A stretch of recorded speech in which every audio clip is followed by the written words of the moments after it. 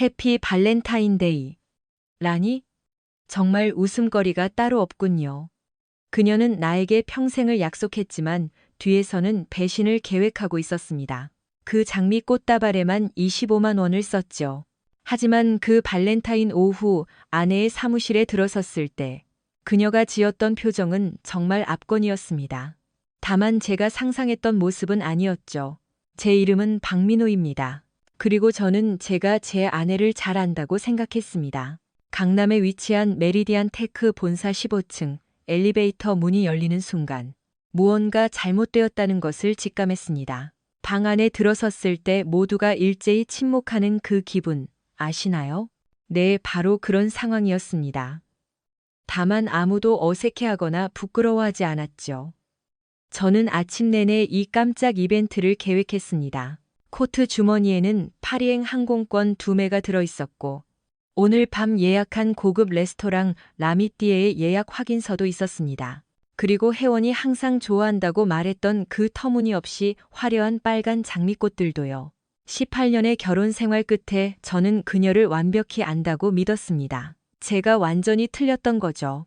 혜원의 동료 중 한 명인 최다인이 제 이름을 거의 비명 지르듯 불렀습니다. 그녀의 얼굴은 상한 우유처럼 하얗게 질려 있었습니다. 민호 씨, 여기 웬일이세요? 저는 꽃다발을 들어 보이며 말했습니다. 발렌타인데이라 아내를 깜짝 놀라게 해주려고 왔습니다. 혜원 씨 자리에 있나요? 고무줄이 끊어지기 직전 같은 침묵이 흘렀습니다. 20여 명의 얼굴이 저를 쳐다보았는데 그 표정들은 동정심부터 숨기기 힘든 흥미로움까지 다양했습니다. 사무실의 소문 제조기이자 혜원에게 항상 아부하던 정상우가 슬그머니 뒤로 물러났습니다. 다인 씨가 다시 입을 열었습니다. 목소리는 좀 더 낮아져 있었죠. 민호 씨, 그냥 나가시는 게 좋을 것 같아요. 저기 있네. 김도윤 대표의 목소리가 탁 트인 사무실 공간에 울려 퍼졌습니다. CEO인 그가 마치 우리가 오래된 친구라도 되는 양 양팔을 벌리며 저에게 걸어왔습니다. 사실 저는 그를 회사 행사에서 3번 정도 본 게 전부였고 볼 때마다 거울 앞에서 악수 연습이나 할 법한 부류라고 생각했었죠. 도윤 씨, 저는 갑작스러운 친절에 당황하며 고개를 끄덕였습니다. 혜원이가 여기 있나요? 깜짝 놀라게 해주고 싶어서요. 오, 정말 깜짝 놀랄 겁니다. 도윤의 목소리에 담긴 무언가가 저를 불편하게 했습니다. 그는 입가에 미소를 띠고 있었지만 그것은 먹잇감을 물기 직전의 상어 같은 미소였습니다. 그때 그녀를 보았습니다. 이혜원이 회의실에서 걸어 나왔고 그녀는 정말 눈부시게 아름다웠습니다. 검은 머리는 완벽하게 세팅되어 있었고 화장은 흠잡을 데 없었으며 지난 크리스마스에 제가 선물한 파란색 드레스를 입고 있었습니다. 하지만 저를 얼어붙게 만든 것은 그녀의 외모가 아니었습니다. 그녀의 왼손 넷째 손가락에 끼워진 거대한 다이아몬드 반지였습니다. 그 반지는 분명 18년 전 제가 끼워준 소박한 반지가 아니었습니다. 축하해요. 사무실 저편에서 누군가 소리쳤습니다. 결혼식은 언제예요? 또 다른 목소리가 물었습니다. 혜원의 눈이 저와 마주쳤고 저는 단 2초 만에 그녀의 얼굴에서 대여섯 가지의 감정이 교차하는 것을 보았습니다. 충격, 죄책감, 반항심, 그리고 마지막으로는 해방감과 비슷한 무언가였습니다. 김도윤이 그녀에게 다가갔고 하느님과 모든 동료가 보는 앞에서 그녀를 끌어당겨 약 10초 동안 키스했습니다. 사무실이라는 공간치고는 너무 긴 시간이었습니다. 그들이 떨어졌을 때 그는 여전히 그녀의 허리를 소유욕 강하게 감싸 쥐고 있었습니다. 여러분, 김도윤이 선언했습니다. 그의 목소리가 정적에 휩싸인 사무실에 울렸습니다. 이혜원 씨가 제 아내가 되어주기로 승낙함으로써 저를 세상에서 가장 행복한 남자로 만들어 주었다는 사실을 모두에게 알리고 싶습니다. 박수 소리가 천천히 시작되더니 이내 열광적으로 바뀌었습니다. 누군가 샴페인을 터뜨렸습니다. 최다인은 정말로 기뻐서 울기 시작했고 저는 25만 원짜리 장미 꽃다발을 든 채 기차의 정면으로 치인 것 같은 기분으로 서 있었습니다. 민호 씨, 혜원의 목소리는 거의 들릴 듯 말 듯한 속삭임이었지만 저는 똑똑히 들었습니다. 그녀는 김도윤을 떠나 저에게 걸어왔습니다. 매끄러운 바닥에 구두굽 소리가 챙챙 울렸습니다. 축하해. 제 목소리가 여전히 침착하게 나오는 것에 저 스스로도 놀랐습니다. 그 큰 날이 언제야? 혜원아. 민호 씨, 내가 설명할 수 있어요. 설명이 가능해? 저는 다시 한번 그 반지를 보았습니다. 정말 컸습니다. 분명 제 트럭 한 대 값보다 비쌀 겁니다. 제가 서 있는 이 자리에서 모든 것이 명확해졌습니다. 김도윤이 어느새 혜원의 옆에 나타나 비열한 미소를 짓고 있었습니다.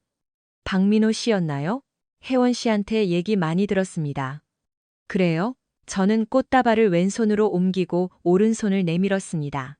도윤은 제 손을 잡았는데 필요 이상으로 꽉 쥐고 오래 잡고 있었습니다. 재밌네요. 그녀는 당신 얘기를 한 번도 한 적이 없거든요. 혜원의 얼굴이 창백해졌습니다. 민호 씨, 제발요. 여기서 이러지 마세요. 왜 여기서 이러면 안 되지? 저는 우리의 소극을 지켜보는 군중을 둘러보았습니다. 이미 다른 사람들은 다 알고 있었던 모양이군요. 분명 제가 마지막으로 알게 된 사람일 겁니다. 그런 게 아니에요. 혜원이 말했지만 목소리에는 확신이 없었습니다. 그럼 이건 어떤 상황인데? 제가 물었습니다. 내 아내가 아직 내 아내인 상태에서 다른 남자와 약혼한 것처럼 보이는데 말이야. 하지만 제가 상황을 오해한 걸 수도 있겠죠. 정상우가 휴대폰을 꺼내 들었습니다. 아마 이 상황 전체를 찍어서 SNS에 올릴 생각이겠죠. 최다희는 여전히 울고 있었지만 이제는 부끄러움의 눈물처럼 보였습니다. 샴페인은 멈췄습니다. 김도윤이 살짝 혜원의 앞으로 나서며 그녀를 보호하려는 듯한 자세를 취했습니다. 그 모습에 저는 이를 악물었습니다. 박민호 씨, 상황이 좀 껄끄럽게 되었다는 건 압니다. 껄끄럽다니? 저는 웃음이 터졌습니다. 의도했던 것보다 훨씬 날카로운 웃음소리였습니다. 제 아내가 사무실 발렌타인 파티에서 사장한테 청혼하고 제가 꽃다발을 들고 서 있는 이 상황이 껄끄러운 거군요. 아니요, 도윤 씨.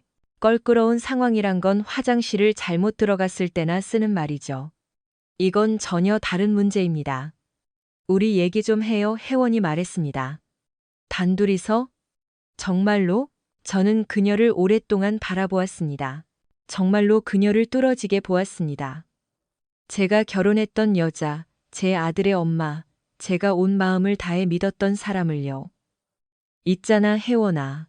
네가 할 말은 이미 다 들은 것 같아. 저는 가장 가까운 책상으로 걸어가 꽃다발을 내려놓았습니다. 매끄럽고 하얀 책상 위에 놓인 장미꽃들은 정말 터무니없어 보였습니다. 마치 갓 내린 눈 위에 뿌려진 핏자국 같았죠. 민호 씨, 잠깐만요. 혜원이 뒤에서 저를 불렀지만 저는 엘리베이터를 향해 걸어갔습니다. 문이 즉시 열렸습니다. 마치 온 우주가 저를 돕고 있는 것 같았죠. 엘리베이터에 올라타 뒤를 돌아보았을 때 사무실 전체가 저를 쳐다보고 있었습니다. 혜원의 뺨에는 눈물이 흐르고 있었습니다. 김도윤은 제가 온 이후 처음으로 불편한 기색을 보였고, 나머지 사람들은 쇼가 끝나서 안도하는 표정이었습니다. 즐거운 시간들 보내세요. 엘리베이터 문이 닫히며 제가 말했습니다. 엘리베이터가 고요히 내려가는 동안 휴대폰을 꺼냈습니다. 16살 된 아들 지훈이로부터 18통의 부재중 전화가 와 있었습니다. 아침 내내 지훈이는 엄마 사무실에 깜짝 방문하는 게 정말 확실한 거냐며 문자를 보내왔었죠. 영리한 녀석입니다. 분명 아빠보다 훨씬 똑똑해요. 로비를 지나며 아들에게 전화를 걸었습니다. 아빠. 지훈이의 목소리는 걱정으로 젖어 있었습니다. 괜찮아요? 전화 계속 했었는데. 괜찮아. 아들. 방금 엄마 사무실에서 나오는 길이야. 어떻게 됐어요? 저는 유리문을 밀고 2월의 추위 속으로 걸어 나갔습니다. 하늘은 오래된 콘크리트처럼 회색이었고 사방은 아침에 내린 눈이 녹아 진흙탕이 되어 있었습니다. 제 인생 최악의 날에 딱 어울리는 날씨였죠. 내 엄마가 결혼한단다. 뭐라고요? 아빠, 그게 무슨 말도 안 되는 소리예요. 엄마는 이미 아빠랑 결혼했잖아요. 그래, 주머니에서 차키를 꺼내며 말했습니다. 아빠도 그렇게 생각했어. 저는 트럭에 올라타 시동을 걸었습니다. 휴대폰은 이미 알림, 문자, 부재중 전화, 페이스북 메시지로 쉴 새 없이 진동하고 있었습니다. 소문은 빛의 속도로 퍼졌죠. 하지만 저는 그 어떤 것도 상대할 준비가 되지 않았습니다. 대신 은행 앱을 열어 모든 거래를 취소하기 시작했습니다. 파리 여행 예약, 레스토랑 예약, 가족 신용카드, 공동 계좌로 자동 이체되던 급여들, 집에 도착할 즈음. 저는 이혜원과 저를 재정적으로 연결해주던 모든 고리를 끊었습니다. 집을 제외한 모든 것을요. 그리고 집 문제도 곧 처리할 생각이었습니다. 전화가 울렸습니다. 혜원이었습니다. 음성 사서함으로 넘겼습니다. 전화는 즉시 다시 울렸고 또 울렸습니다. 네 번째 전화가 왔을 때 저는 전화를 받았습니다. 왜? 민호 씨, 제발요. 설명하게 해줘요. 뭘 설명해? 내 사장이랑 바람 피운 거? 아직 내 아내인 상태에서 다른 남자랑 약혼해서 사무실 사람들 앞에서 나를 개망신 준 거? 그렇게 간단한 문제가 아니에요. 아니, 아주 간단해.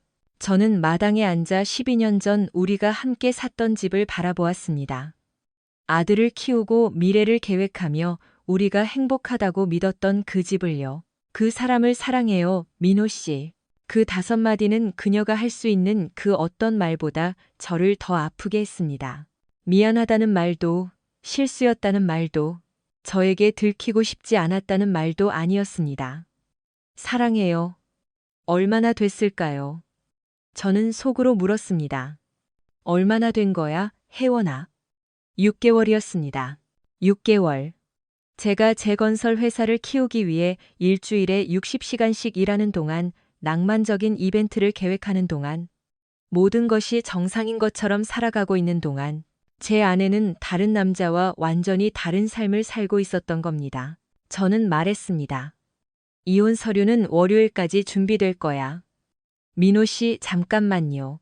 저는 전화를 끊고 휴대폰을 꺼버렸습니다. 집 앞에는 지훈이의 자전거가 세워져 있었습니다. 학교가 끝나고 바로 온 모양입니다. 제가 연락이 안 되니 마지막 수업을 빼먹고 온 게 분명했습니다. 착한 녀석이죠. 이 아이는 발렌타인데이에 가정이 박살나는 것보다 더 나은 대우를 받을 자격이 있습니다. 부엌에서 평소처럼 아일랜드 식탁에 앉아 숙제를 하고 있는 아들을 발견했습니다. 하지만 아들의 어깨에 들어간 긴장과 연필을 꽉 쥔 손을 보며 상태를 짐작할 수 있었습니다. 아빠. 아들은 수학 문제에서 눈을 떼지 않은 채 인사했습니다. 왔어요. 저는 아들 맞은편에 앉았습니다. 지금 당장 얘기 좀 하자. 지훈이가 고개를 들었고 저는 그 검은 눈동자 속에서 제 모습을 보았습니다. 저를 무조건 믿어주던 그 눈입니다. 오늘 이후에도 그 믿음이 변치 않기를 바랄 뿐이었습니다. 엄마가 정말 다른 사람이랑 결혼한대요?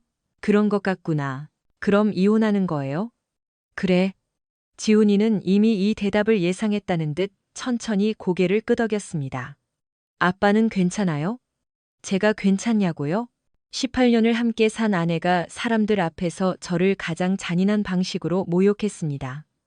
결혼 생활은 끝났고 가정은 산산조각 났습니다. 아들은 제가 금방이라도 무너질 것 같은 눈으로 저를 봅니다. 하지만 부엌에 앉아 이 세상에서 저를 유일하게 걱정해주는 사람을 보고 있자니 놀라운 사실을 깨달았습니다. 저는 화가 났습니다. 정말 미친 듯이 화가 났죠. 하지만 무너지지는 않았습니다. 난 괜찮을 거야, 지훈아. 저는 아들에게 말했습니다. 우리 둘 다 괜찮을 거야. 그리고 사무실에 들어선 이후 처음으로 저는 이 말을 진심으로 믿게 되었습니다. 제 휴대폰은 3시간 동안 끊임없이 진동했습니다. 부재중 전화 47통, 문자 32통, 그리고 서버를 다운시키기에 충분한 페이스북 알림들. 소리를 꺼두었지만 화면은 몇 초 간격으로 번쩍거렸습니다. 지훈이는 공부하는 척했지만 아빠가 폭발하거나 벽이라도 치지 않을까 힐끗거리는 게 느껴졌습니다. 하지만 그런 일은 일어나지 않았습니다. 대신 저는 훨씬 더 치료 효과가 있는 일을 하고 있었습니다. 외과 의사 같은 냉철하고 정밀한 태도로 18년간의 공동 재정 상태를 분석하는 일이었죠. 아빠, 지훈이는 마침내 수학 숙제하는 척하기를 포기했습니다. 지금 뭘 그렇게 열심히 보고 있는 거예요? 저는 노트북 화면에서 눈을 떼지 않았습니다. 내 엄마가 우리 공동 카드로 그 남자 선물을 샀다는 걸 알고 있었니? 아주 비싼 선물들 말이다. 정말 비싸더구나. 저는 화면을 아들 쪽으로 돌렸습니다. 카드 명세서에는 보석상, 고급 레스토랑, 시외의 호화 리조트 주말 숙박 기록이 가득했습니다. 우리가 생활비를 줄여야 한다고 입버릇처럼 말하던 지난 3개월 동안 벌어진 일들이었죠. 지훈이의 턱 근육이 떨렸습니다. 엄마가 아빠 돈으로 그 아저씨 물건을 사준 거예요? 우리 돈이지, 제가 정정했습니다. 하지만 이제 그럴 일은 없을 거야. 내 사업체 계좌는 다른 은행으로 옮겼고, 비밀번호도 다 바꿨고, 카드도 정지시켰어. 그리고 내 생명보험 수혜자 명단에서도 내 엄마 이름을 지웠단다.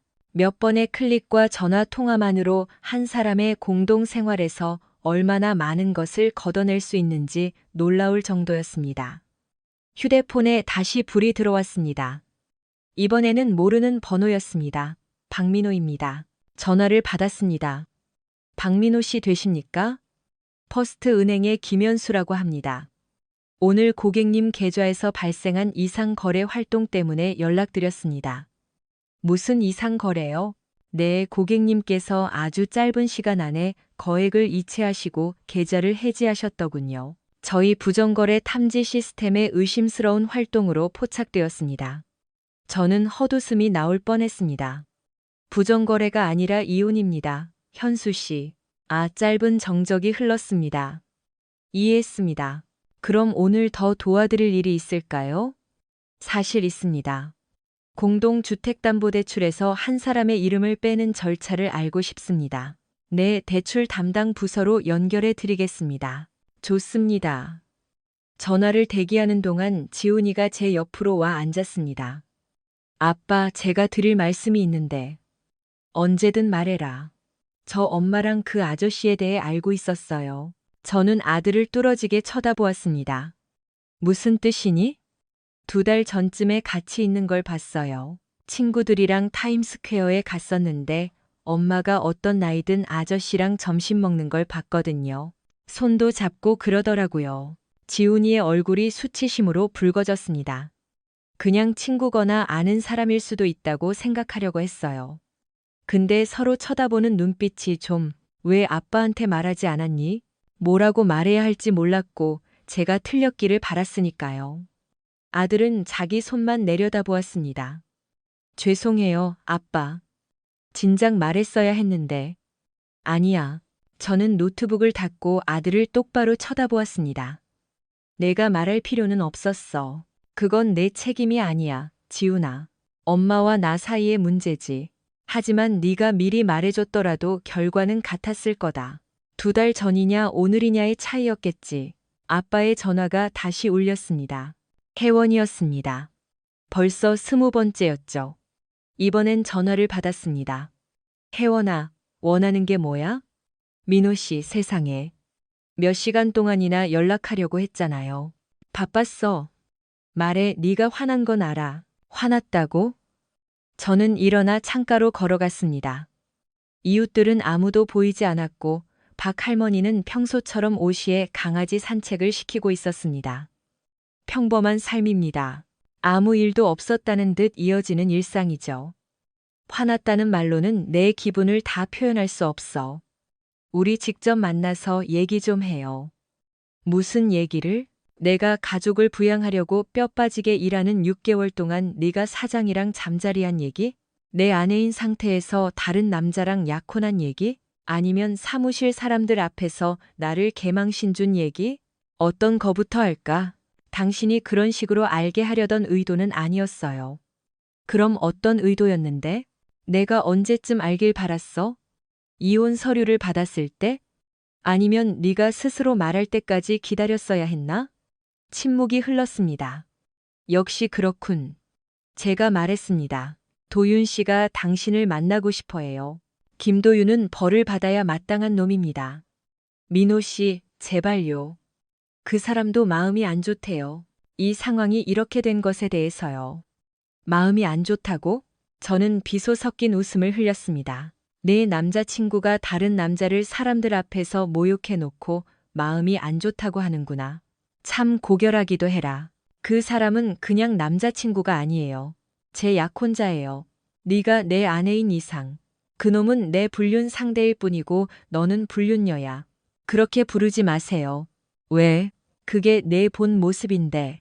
수화기 너머로 그녀의 울음소리가 들렸지만 저는 아무것도 느껴지지 않았습니다. 동정심도 위로해주고 싶은 마음도 독서를 내뱉은 것에 대한 미안함도 없었습니다. 저 스스로도 놀라울 정도였습니다. 18년을 함께 사는 동안 그녀가 울면 달래주는 게 제 첫 번째 본능이었는데 이제는 아닙니다. 난 모든 것의 절반을 원해요. 그녀가 갑자기 말했습니다. 이혼 소송에서 말이에요. 집의 절반, 당신 회사 지분의 절반, 예금의 절반. 난 그럴 권리가 있어요. 드디어 진짜 이혜원이 나타났군요.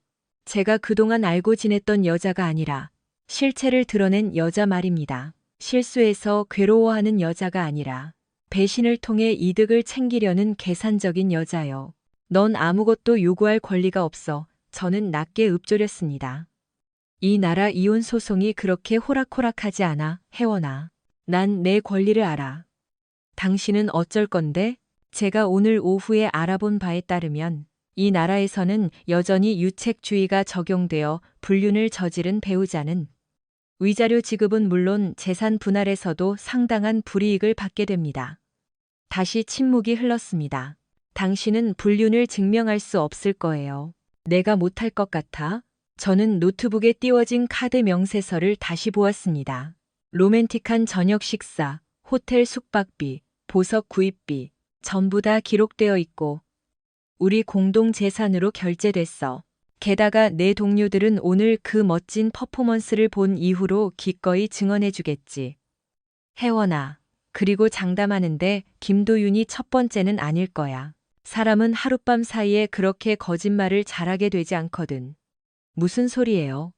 사설 탐정을 고용해서 지난 몇 년간 내 행적을 낱낱이 파헤치겠다는 뜻이야. 사무실에서 늦게까지 일했다는 날, 출장 갔던 날, 친구들이랑 놀러 갔던 주말. 하나도 빠짐없이. 당신 너무 예민해진 거 아니에요? 예민해졌다고? 지금 이 순간에도 난 지난 5년간 네가 한 말 중에 단 하나라도 진실이 있는지 의심스러운데 말이야. 저는 전화를 끊고 곧바로 제 변호사에게 연락했습니다. 강민구 변호사님. 벨이 2번 울리기도 전에 그가 전화를 받았습니다. 강 변호사님. 저 박민호입니다. 이혼 소송을 진행해야겠습니다. 세상에, 민호 씨, 무슨 일입니까? 저는 상황을 간략히 설명했습니다. 강 변호사는 이야기를 다 듣고 나직하게 휘파람을 불었습니다. 아직 부인인 상태에서 동료들 앞에서 다른 남자와 약혼을 했다고요? 참 상황이 유리하게 돌아가겠네요. 외도 공공연한 모욕, 공동재산 탕진, 충분히 승산이 있습니다. 얼마나 걸릴까요? 상대방의 협조에 달렸습니다.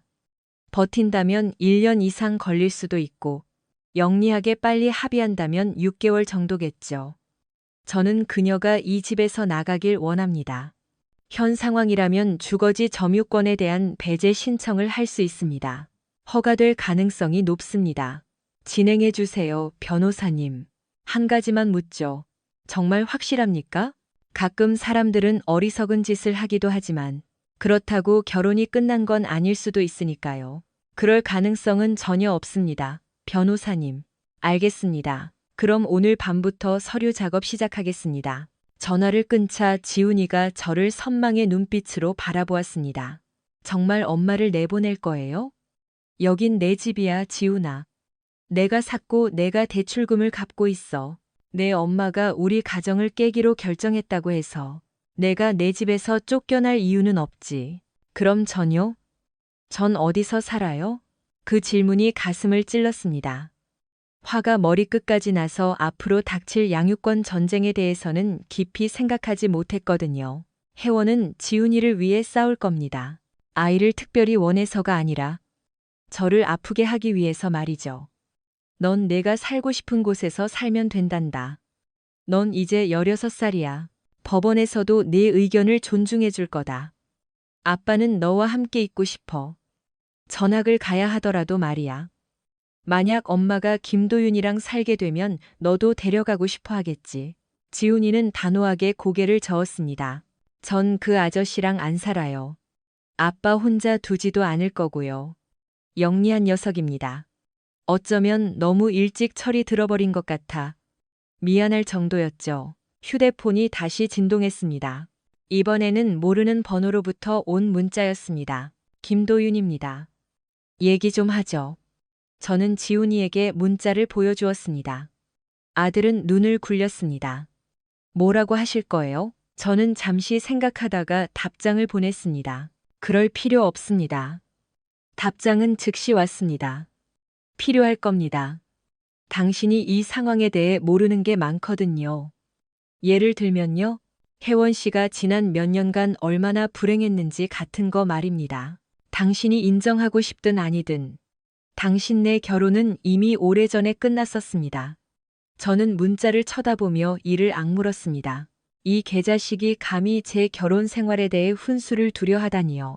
당신은 내 결혼에 대해 아무것도 몰라. 생각보다 많이 압니다. 혜원 씨가 다 말해줬거든요. 그래? 그녀가 우리 돈으로 당신 선물을 샀다는 얘기도 하던가. 내가 그녀의 생활비를 다 대는 동안 수개월간 나를 속였다는 얘기도. 아직 결혼한 상태에서 당신이랑 약혼했다는 얘기도 다 했겠군. 혜원 씨 말로는 당신이 수년 동안 그녀를 방치했다던데요. 일에만 빠져서 그녀에겐 관심도 안 줬다고요. 그녀가 얼마나 외롭고 공허했는지 아십니까? 저는 지훈이에게 이 문자를 보여주었고 아들은 혐오스러운 표정을 지었습니다. 다 개소리예요. 아들이 말했습니다. 아빠는 우리를 위해 뼈 빠지게 일했고 엄마한테도 항상 잘해줬잖아요. 엄마는 항상 일이나 친구들, 아니면 다른 것들 때문에 바빴으면서 지훈이의 말에 힘을 얻어 답장을 보냈습니다. 그렇게 불행했다면 외도를 할 게 아니라 이혼을 했어야지. 상황이 그렇게 간단하지 않습니다. 아니, 아주 간단해. 어른들은 대화를 하고 애들은 몰래 숨어서 거짓말을 하지. 당신 지금 제정신이 아니군요. 난 진실을 말하는 거야. 그게 차이지. 잘 들으세요. 난 이 일을 신사적으로 해결하려고 하지만 당신이 계속 어렵게 나온다면 협박이라도 하는 거야? 남의 아내랑 잔 건 당신이야. 난 여기서 가해자가 아니라고. 내일 저녁 7시 강남 그릴에서 봅시다. 어른답게 해결해보죠. 저는 한참 동안 문자를 노려보았습니다. 제 모든 본능은 대답하지 말라고, 변호사에게 맡기라고, 상황을 악화시키지 말라고 속삭였습니다. 하지만 제 안의 또 다른 부분, 오늘 오후 낯선 이들 앞에서 수치를 당한 그 부분은 김도윤의 눈을 똑바로 쳐다보며 제가 그를 어떻게 생각하는지 말해주고 싶었습니다. 아빠, 지훈이가 저를 유심히 관찰하며 물었습니다. 무슨 생각하세요? 엄마 남자친구가 내일 저녁에 보자고 하는구나. 만나실 거예요? 안 만나는 게 좋겠지. 근데 만나실 거죠? 아마도. 지훈이가 씩 웃었습니다. 저도 같이 가면 안 돼요? 그 아저씨 박살 내는 거 보고 싶은데 누굴 때리러 가는 거 아니야. 그냥 대화하러 가는 거지. 알았어요. 지훈이가 여전히 웃으며 대답했습니다. 저는 다시 휴대폰을 보았습니다. 김도윤은 대답을 기다리고 있었습니다. 해서는 안 될 일인 줄 알면서도 저는 타이핑했습니다. 좋습니다. 7시. 하지만 내 시간을 낭비하는 일은 없어야 할 겁니다. 그럴 겁니다. 저는 전화를 끄고 지훈이를 보았습니다. 내 엄마가 내가 그놈 만나는 거 알면 난리 나겠지. 잘 됐네요. 지훈이가 말했습니다. 엄마는 난리 좀 나야 해요. 영리한 녀석입니다. 너무 똑똑해서 탈이죠. 하지만 지훈이 말이 맞습니다. 혜원은 화를 좀 내봐야 합니다. 그녀는 받아야 할 게 많고 저는 이제 막 그것들을 주기 시작했을 뿐이니까요. 강남 그릴은 고급스러워 보이려 애쓰지만 실제로는 그렇지 못한 곳이었습니다. 가짜 나무 벽지, 낭만적이라고 의도했지만 그저 칙칙하기만 한 조명. 그리고 와인 리스트는 아마 90년대 이후로 업데이트되지 않았을 겁니다. 제가 경멸하는 남자와 하고 싶지 않은 대화를 나누기에 딱 적당한 장소였습니다. 김도윤은 제가 도착했을 때 이미 구석 테이블에 앉아 비싸 보이는 스카치를 마시고 있었습니다. 그는 양복 대신 짙은 색 청바지와 아마 대부분의 사람들 자동차 할부금보다 비쌀 캐시미어 스웨터를 입고 있었습니다.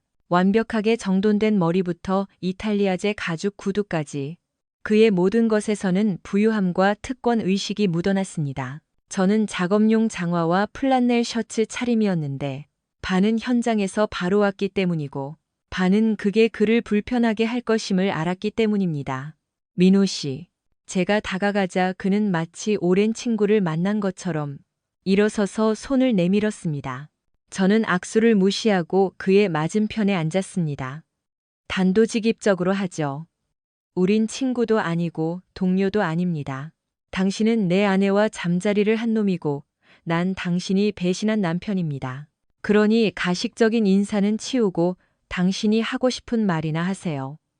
김도윤의 미소가 살짝 굳었지만 그는 금세 자신만만한 태도를 되찾았습니다. 좋습니다. 당신의 솔직함은 마음에 드는군요. 별로 안 좋아할 텐데. 서빙하는 여직원이 우리 테이블로 왔습니다.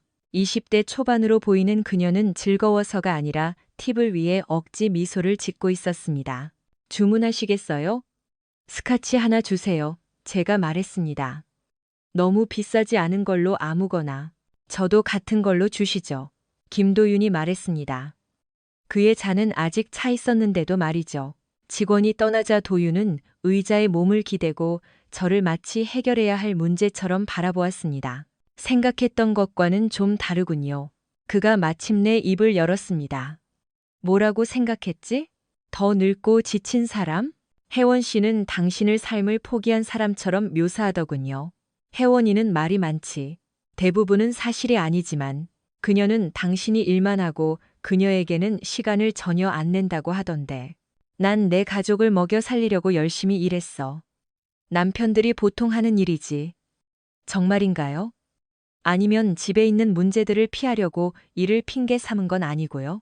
직원이 스카치를 가져왔습니다. 저는 한 모금 마시고 그의 질문을 허공에 띄워두었습니다. 마침내 제가 말했습니다. 집에 있는 문제가 뭔지 알고 싶어? 내 아내가 사장이랑 바람 피우는 거. 그게 진짜 문제였지. 다른 건 다 증상일 뿐이야. 외도는 외로워서 시작된 게 아니야. 그녀가 이기적이고 부정직해서 시작된 거지. 김도윤의 턱이 딱딱해졌습니다. 당신은 나만큼 그녀를 이해하지 못하는군요. 난 그녀와 18년을 살았어. 당신은 얼마나 됐지? 8개월? 8개월입니다. 저는 비웃었습니다. 겨우 8개월 만에 당신이 나보다 그녀를 더 잘 안다고 생각하는 건가? 난 그녀에게 필요한 게 뭔지 압니다. 그녀에게 필요한 건 이혼 전문 변호사야. 곧 만나게 될 테니. 김도윤은 스카치를 길게 들이켰고 저는 그가 분노를 억누르려 애쓰는 모습을 보았습니다. 좋습니다. 전 그가 화나길 원했습니다. 화난 사람은 실수를 하기 마련이니까요. 보세요, 그가 말했습니다. 파게스로, 보보, 보스, 북, 누가 혜원 씨를 더 잘 아는지 따지려고 부른 게 아닙니다. 이 일이 모두에게 가장 원만하게 해결되길 바라서 부른 겁니다. 누구에게 원만하게? 당신? 이미 나에겐 충분히 고통스러운 일이야. 우리 모두에게, 특히 내 아들에게 말이지. 지훈이 이름이 나오자 제 혈압이 치솟았습니다. 내 아들 얘기는 꺼내지도 마. 이 상황을 어떻게 해결하느냐에 따라 아이가 받는 영향도 달라지겠죠. 당신과 혜원 씨가 원만하게 합의한다면 이 상황에 우리는 없어. 오직 나 외도한 내 아내, 그리고 그녀와 바람난 당신뿐이지. 지훈이는 나랑 살 거니까 괜찮을 거야. 확신합니까? 그의 말투에 저는 그를 더 유심히 쳐다보았습니다. 무슨 뜻이야? 혜원 씨는 좋은 엄마입니다. 지훈이를 사랑하죠. 사랑하는 방식이 참 특이하네. 발렌타인데이에 아들의 가정을 폭파하는 게 모성애라면 말이야. 그녀는 일이 이렇게 터질 줄 몰랐습니다. 그럼 어떻게 될 줄 알았는데?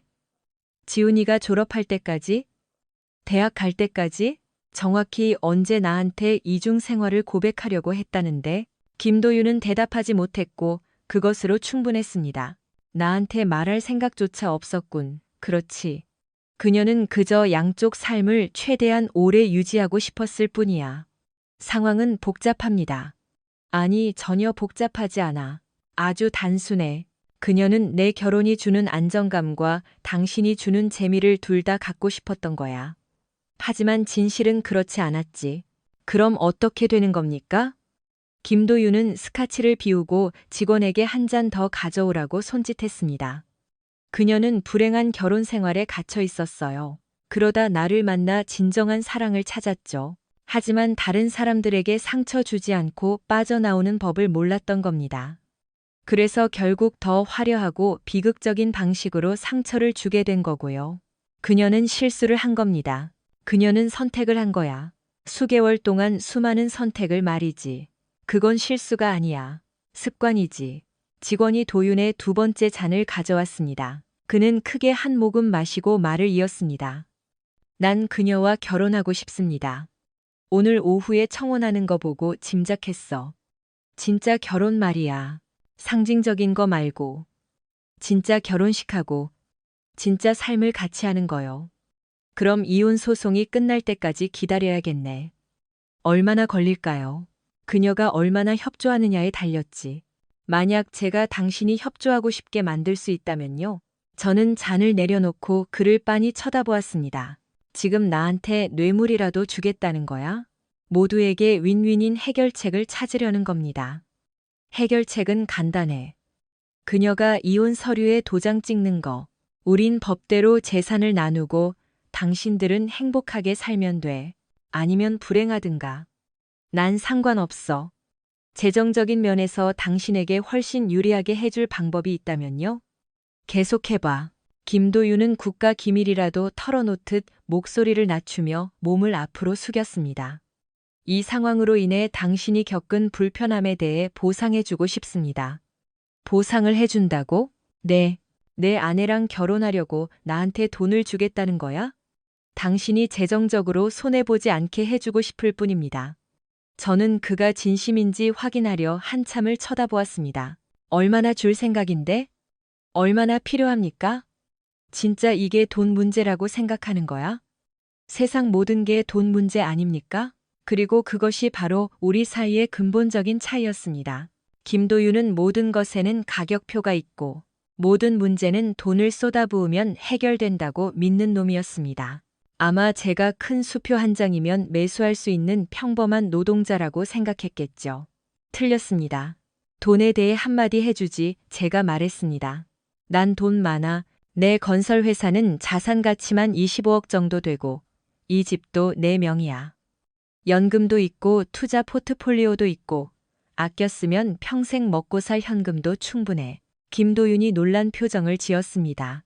혜원 씨는 당신이 경제적으로 힘들다고 하던데 혜원이는 말이 많다니까. 대부분 사실이 아니라고 했지?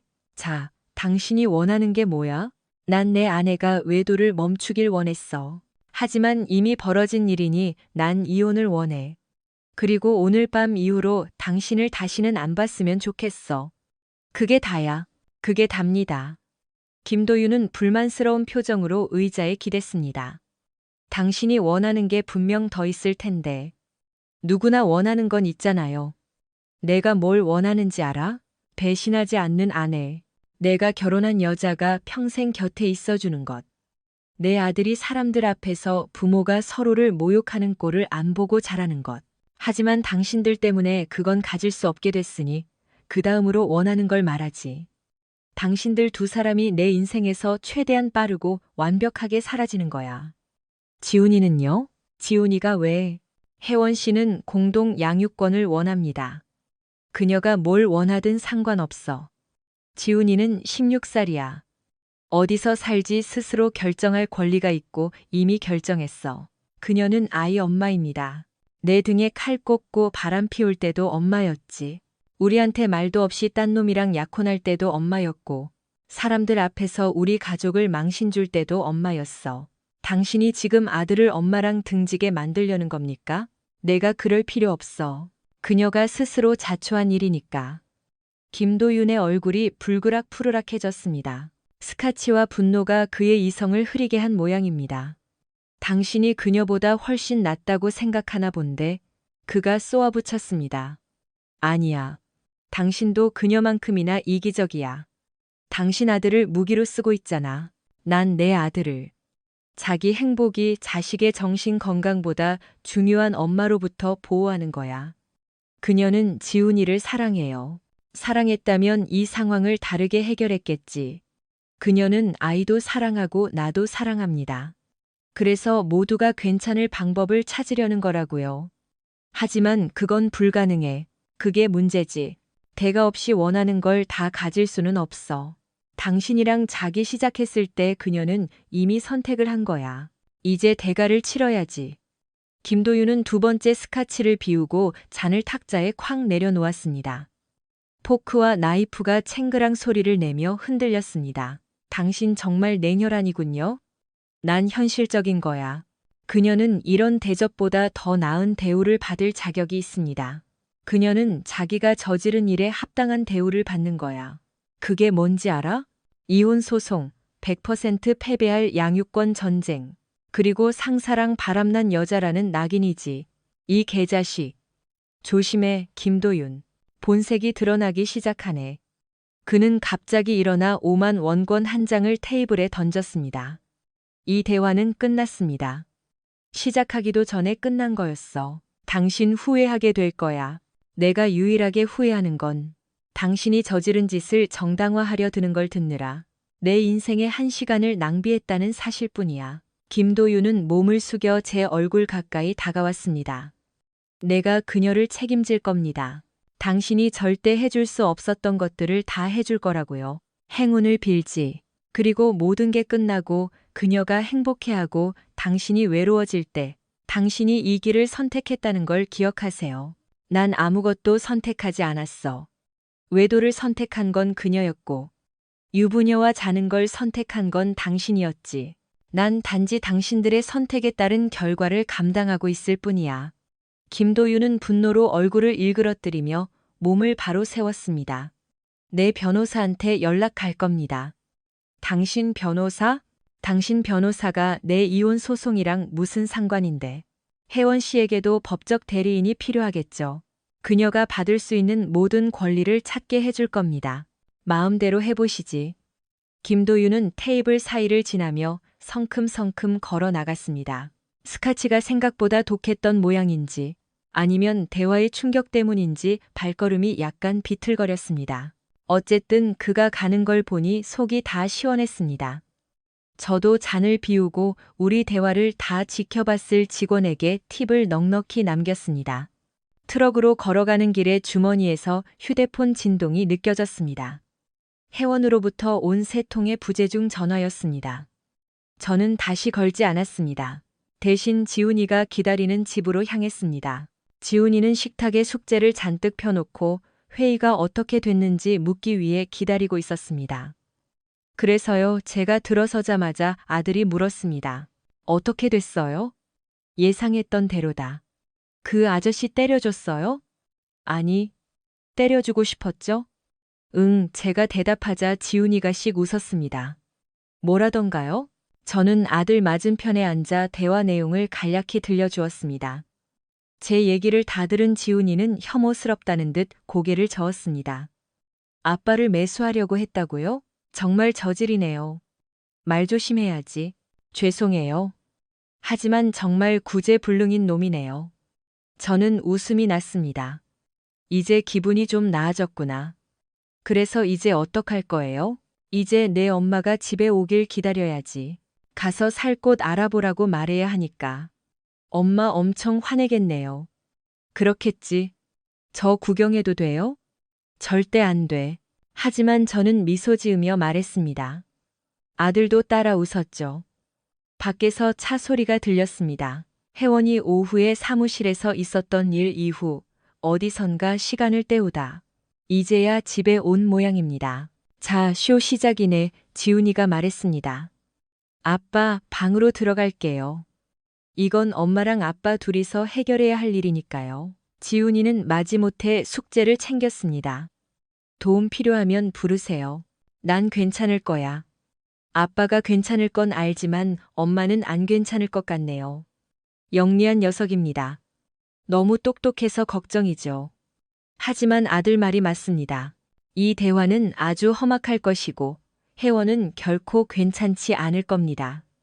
현관문에서 열쇠 소리가 들렸고 저는 깊은 숨을 들이켰습니다. 2라운드 시작입니다. 혜원은 마치 지뢰밭을 걷는 듯한 태도로 부엌에 들어왔습니다. 사실 틀린 말도 아니었죠.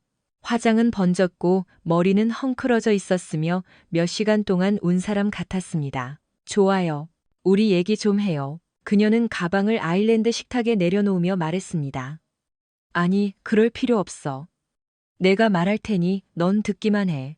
그녀는 지훈이가 몇 분 전까지 숙제를 하던 그 의자를 당겨 제 맞은편에 앉았습니다. 그 대조적인 모습이 제 눈에 들어왔습니다. 제 아들은 미래를 위해 노력하고 있었는데 제 아내는 우리 가정을 파괴한 것을 정당화할 방법을 찾고 있었죠.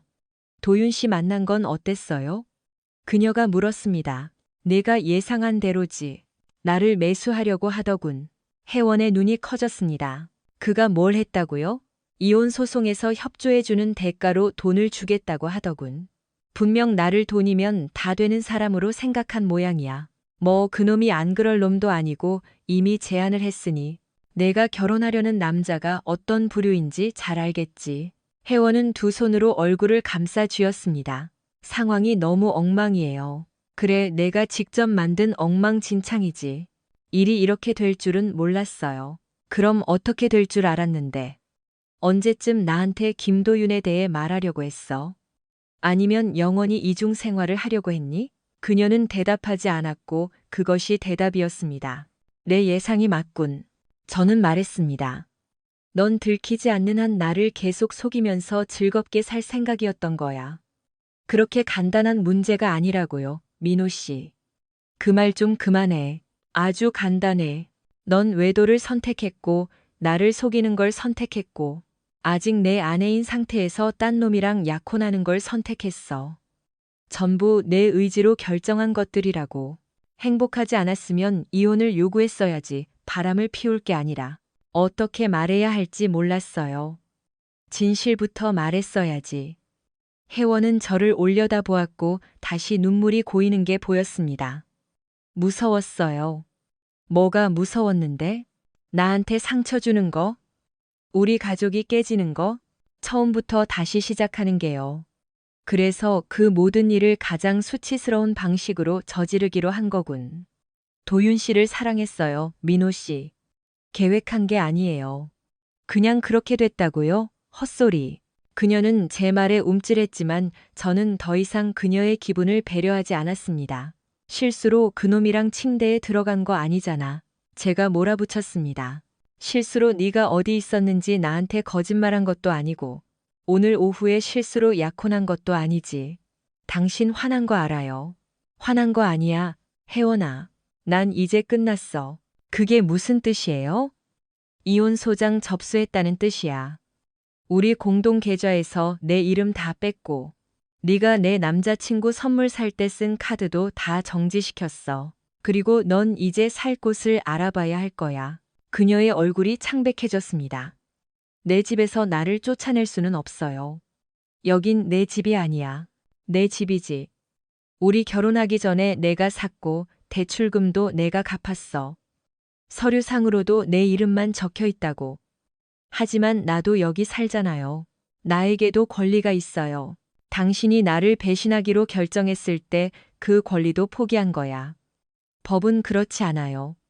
아니, 법도 그래. 오늘 오후에 변호사랑 상담했어.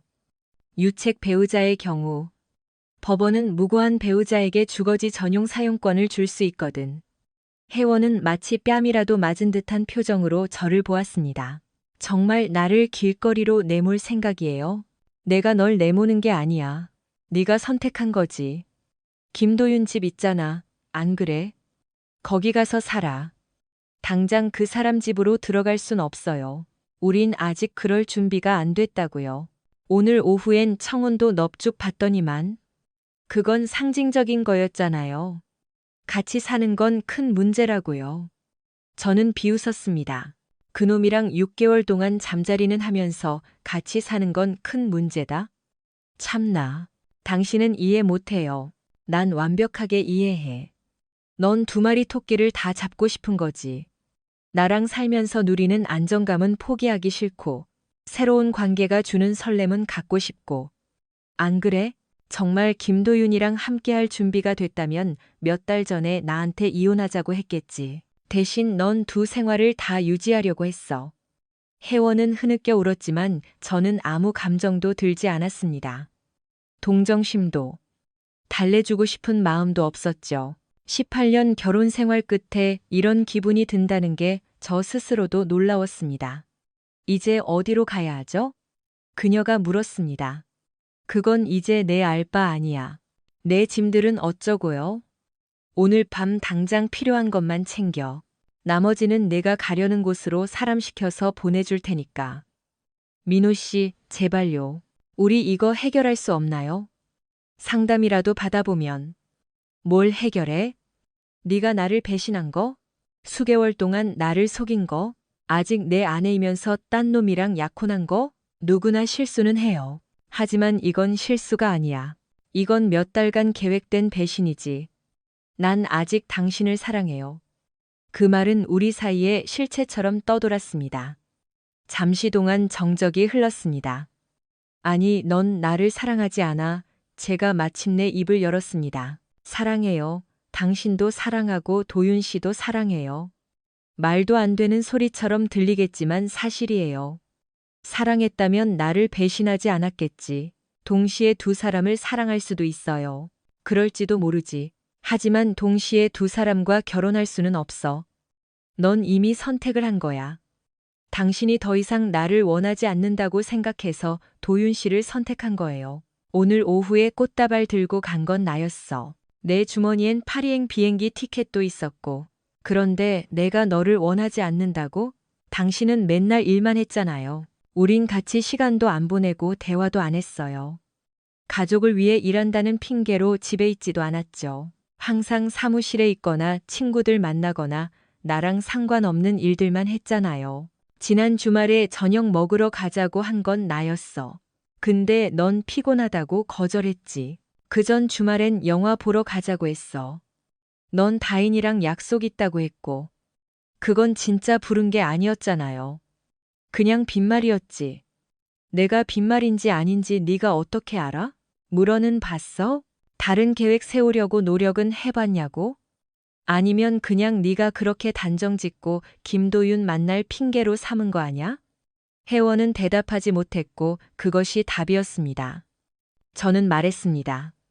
넌 내 행동을 정당화할 핑계를 찾고 있는 거야. 하지만 이유 같은 건 없어. 변명만 있을 뿐이지. 미안해요, 민호 씨. 정말 미안해요. 당연히 미안하겠지. 들켰으니까. 사람들 앞에서 망신당했으니까. 그리고 이제 대가를 치러야 하니까. 하지만 넌 네가 한 짓을 후회하지는 않아. 그렇지 않아요.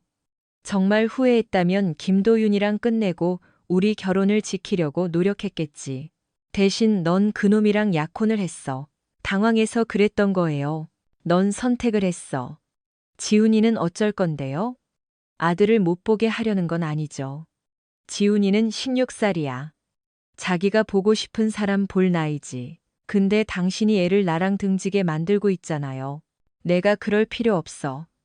지훈이는 네가 오늘 한 짓을 다 받고 네가 어떤 사람인지 알아버렸어. 난 여전히 지훈이 엄마예요. 그래, 넌 여전히 엄마지. 그리고 지훈이는 네가 저지른 짓을 평생 안고 살아가야 할 거야. 혜원은 갑자기 의자를 밀치고 일어났습니다. 당신 정말 못됐네요, 박민호. 못됐을지도 모르지.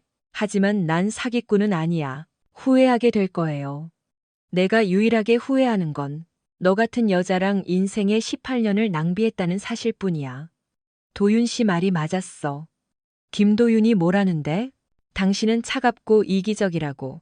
나에겐 더 좋은 남자가 필요하다고 했어요. 김도윤은 나를 몰라. 그리고 너도 마찬가지고. 난 내가 지금 이 상황을 즐기고 있다는 걸 알 정도로 너를 잘 알지. 내가 내 결혼이 깨지는 걸 즐긴다고요?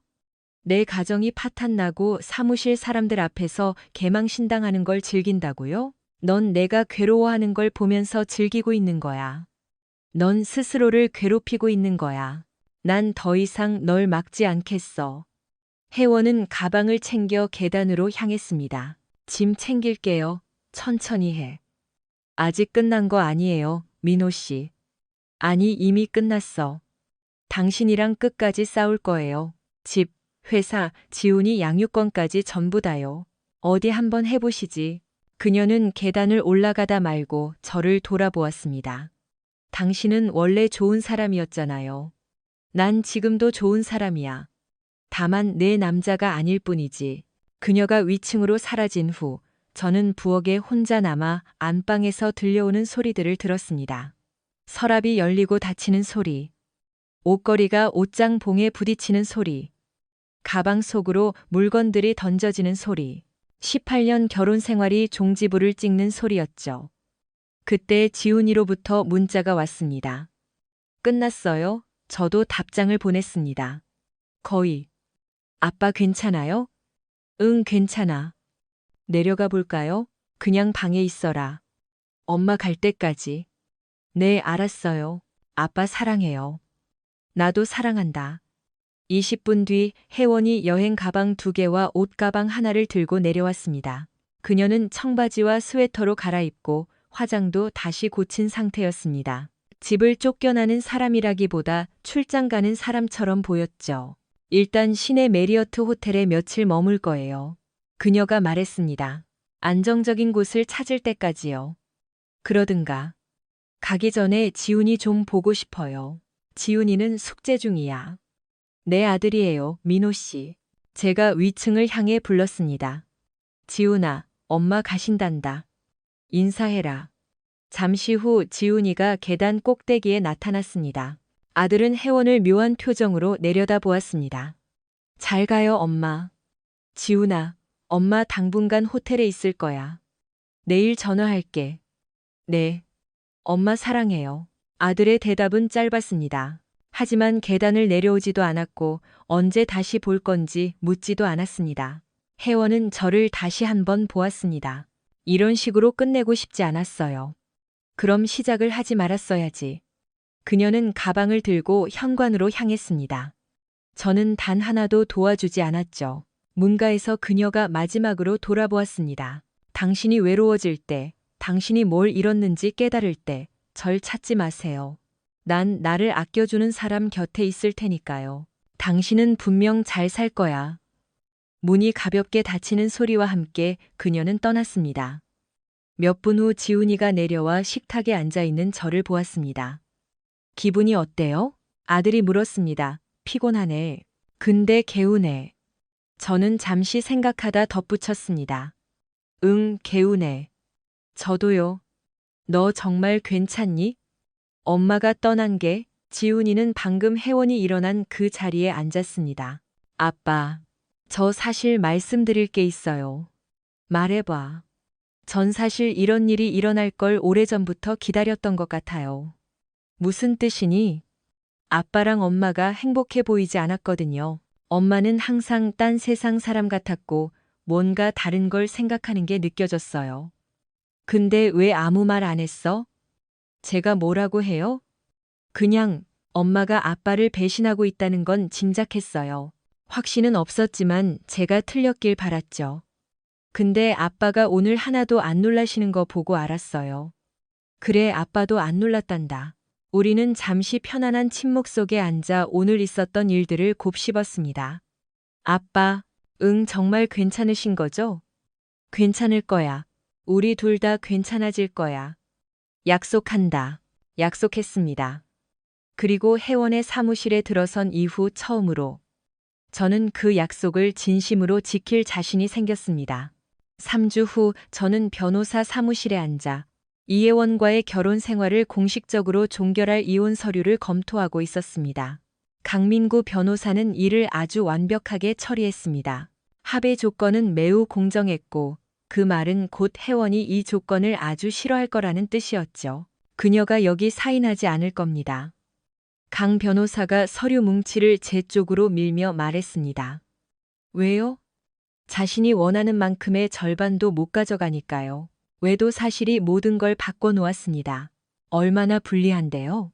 그녀는 자신의 차와 옷까지, 그리고 개인 연금 계좌만 챙겨가게 될 겁니다. 그게 다예요. 위자료는요? 이런 상황에선 위자료를 받을 가능성이 거의 없습니다. 결혼 생활이 끝날 때까지 그녀는 전업 직장인이었고 자립 능력이 충분하니까요. 게다가 유책 배우자이기도 하고요. 집은요? 민호 씨 거고요. 결혼 전 자산이었고 대출금도 민호 씨가 다 갚았으니까요. 사업체도 마찬가지입니다. 그녀는 회사 운영에 전혀 기여한 바가 없어요. 여기서도 외도 사실이 민호 씨에게 유리하게 작용했죠. 저는 서류에 서명하고 강 변호사에게 돌려주었습니다. 소장은 언제 전달되나요? 내일 아침입니다. 그녀의 사무실로요. 아주 볼만하겠네요. 강 변호사가 씩 웃었습니다. 당신이 이 시적 정의를 마음에 들어 하셨으면 좋겠네요. 사무실을 나오는데 휴대폰이 울렸습니다. 김도윤이었습니다. 전화를 받을까 말까 고민하다 호기심에 받았습니다. 원하는 게 뭐야, 도윤 씨? 얘기 좀 합시다. 이미 했잖아. 별로 인상적이지도 않았고. 이번엔 달라요. 이혼 합의건입니다. 당신이 무슨 상관이지? 혜원 씨가 너무 불리한 조건을 받았다는 거. 압니다. 당신이랑 바람 피우기로 결정했을 때 이미 그녀가 자초한 일이야. 그녀는 당신들이 함께 일궈온 것들의 절반을 가질 자격이 있어요. 법이 정한 만큼은 가져가겠지. 그게 얼마 안 될 뿐이고, 난 당신이 그녀를 재정적으로 파멸시키게 내버려 두지 않을 겁니다. 당신이 뭘 할 수 있는데? 당신이 누구라고 생각하는 거야? 난 그녀를 사랑하는 사람입니다. 당신은 내 가정을 파괴하는데 일조한 놈일 뿐이야. 차이를 좀 알지 그래? 오늘 밤 만납시다. 장소는 저번이랑 같습니다. 내가 왜 가야 하지? 당신이 알고 싶어 할 정보를 내가 가지고 있거든요. 별로 안 궁금한데 듣고 나면 생각이 달라질 겁니다. 박민호 씨. 마지막으로 말하는데 내 이혼 소송에 끼어들지 마. 그리고 내 주변에서 사라져. 한 번만 더 협박하면 후회하게 해줄 테니까. 협박입니까? 아니, 약속이야. 저는 전화를 끊고 집으로 향했습니다. 집에는 지훈이가 자기 소식을 들고 기다리고 있었습니다. 엄마한테 전화 왔어요. 제가 문을 열자마자 아들이 말했습니다. 뭘 하시니? 내일 저녁에 엄마랑 그 아저씨랑 같이 저녁 먹재요. 가고 싶니? 지훈이가 인상을 썼습니다. 별로요. 근데 가야 할 것 같기도 하고. 어쨌든 엄마잖아요. 네가 하기 싫은 일은 억지로 안 해도 된단다. 알아요. 근데 안 가면 계속 전화할 것 같아서요. 그럼 갔다 오렴. 하지만 도중에라도 불편해지면 바로 아빠한테 전화해. 아빠가 데리러 갈 테니까. 고마워요. 아빠. 다음 날 아침, 건설회사 사무실에서 일하고 있는데 비서가 인터폰으로 연락해 왔습니다. 사장님, 어떤 여성분이 찾아오셨는데요. 최다인 씨라고 하십니다. 최다인. 3주 전 혜원의 사무실에서 그 난리통을 목격했던 동료 중 한 명입니다. 그녀가 무슨 일로? 들어오시라고 하세요. 다인 씨는 사무실로 들어오며 몹시 긴장한 기색이었습니다. 그녀는 계속해서 가방끈을 만지작거렸습니다. 박 사장님 만나주셔서 감사합니다. 무슨 일이시죠, 다인 씨? 그날 사무실에서 있었던 일 사과드리고 싶어서요. 다들 너무 무례하게 굴었죠. 사과하실 필요 없습니다. 다인 씨가 유부남 놔두고 딴 놈이랑 약혼한 건 아니잖아요. 아니에요. 그래도 제가 뭐라도 말했어야 했어요. 경고라도 해드렸어야 했는데. 무슨 경고 말입니까? 다인 씨는 제 책상 맞은편 의자에 앉아 깊은 숨을 들이켰습니다. 혜원 씨랑 김 대표님 관계요. 사무실 사람들은 다 알고 있었어요. 그녀가 유부녀라는 것도, 둘이 무슨 짓을 하고 다니는지도요. 언제부터 알고 있었나요? 몇 달 됐어요. 숨기지도 않았거든요. 근데 왜 아무도 나한테 말해주지 않았죠? 우리 일이 아니라고 생각했으니까요. 적어도 우린 그렇게 자위했죠. 하지만 지금은 여기 오셨군요. 죄책감이 들어서요. 그리고 사장님이 진실을 아셔야 한다고 생각해서 왔습니다. 어떤 진실요?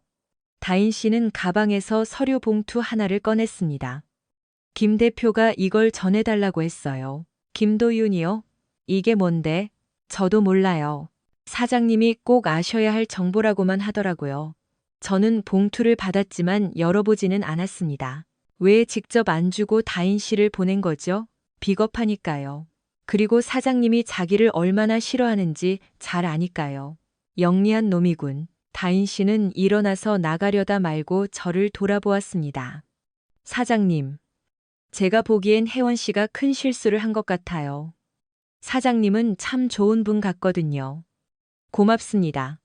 그녀가 떠난 후 저는 봉투를 한참 동안 노려보다가 마침내 열었습니다.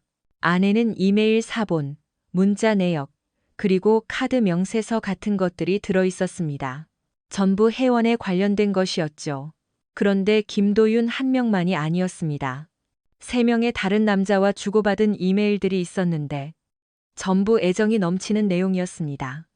문자 메시지들은 훨씬 더 노골적이었죠. 카드 명세서에는 지난 2년간의 호텔, 레스토랑, 보석상 결제 내역이 빼곡했습니다. 2년이라니. 서류를 읽는 제 손이 떨렸습니다. 혜원은 김도윤이랑만 바람을 피운 게 아니었습니다. 그녀는 수년 동안 여러 남자와 바람을 피워왔고, 저는 너무 멍청하거나 너무 그녀를 믿어서 전혀 눈치채지 못했던 겁니다. 전화가 울렸습니다. 또 김도윤이었습니다. 이번엔 즉시 받았습니다. 이 개자식, 내가 보낸 거 받았겠지? 당신은 이걸 언제부터 알고 있었어? 우리 사귀기 시작한 다음에 다른 놈들이 있다는 걸 알게 됐지. 그녀는 몇 번의 외도가 있었다고 고백하더군. 하지만 나는 특별하다고 했어. 그래서 그 말을 믿었나? 믿고 싶었지. 하지만 이제 당신은 안 믿는군. 이제 그녀가 우리 둘 다 속였다는 걸 알아버렸으니까. 뒤통수 제대로 맞은 기분이군. 근데 왜 나한테 이걸 보여주는 거야? 그녀가 우리 사이를 이간질하는 게 지긋지긋해서요. 무슨 뜻이지? 당신한테는 나를 사랑해서 곁에 있고 싶다고 하고, 나한테는 당신을 사랑하고 당신을 버린 것에 죄책감을 느낀다고 말하더군. 우리 둘 다에게 우리가 듣고 싶어 하는 말만 하고 있었던 거야. 그래서 나한테 원하는 게 뭐야? 거래를 하죠. 무슨 거래? 내가 이혼 소송에서 당신 편으로 증언해 주겠습니다. 그녀의 불충함, 거짓말, 모든 증거를 다 제공하죠. 대신 당신이 그녀에 대해 가진 모든 증거 사본을 나에게도 주세요. 왜 그렇게까지 하는 거지? 첫날부터 나를 속인 여자와 결혼하고 싶지 않으니까요. 그녀랑 헤어진 건가? 방금 끝냈습니다. 저는 의자에 몸을 기대고 이 정보를 곱씹었습니다. 그녀가 순순히 물러나지는 않았겠군. 약혼 파기에 따른 손해배상 청구를 하겠다고 협박하더군요. 그게 가능해? 법적으로는 힘들겠지만 내 인생을 한동안 귀찮게 할 순 있겠죠. 그래서 그녀의 인생을 먼저 망치겠다는 건가? 우리 둘 다 망가지는 꼴은 못 보겠으니까요. 저는 책상 위에 펼쳐진 서류들을 보았습니다. 수년간의 배신, 거짓말, 이용당한 흔적들이 가득했습니다. 생각해보지, 제가 말했습니다. 너무 오래 걸리지는 마세요. 그녀가 이미 변호사랑 상담하고 당신과 나 둘 다 고소할 준비를 하고 있으니까요. 무슨 죄목으로?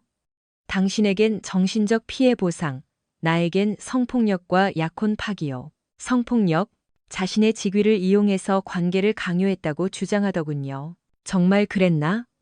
당연히 아니죠. 하지만 그녀가 그렇게 주장하지 못할 이유도 없잖아요. 김도윤과 전화를 끊고 저는 한참 동안 사무실에 앉아 아내의 배신이 담긴 증거들을 바라보았습니다. 수차례의 외도, 수년간의 거짓말. 그리고 이제 그녀는 자신에게 속은 우리 두 남자를 고소할 계획을 세우고 있었습니다. 저는 강민구 변호사에게 전화를 걸었습니다. 강 변호사님, 저 민호입니다. 오늘 밤 좀 뵙죠. 무슨 일입니까? 제 아내가 우리가 생각했던 것보다 훨씬 더 화려하게 놀았더군요.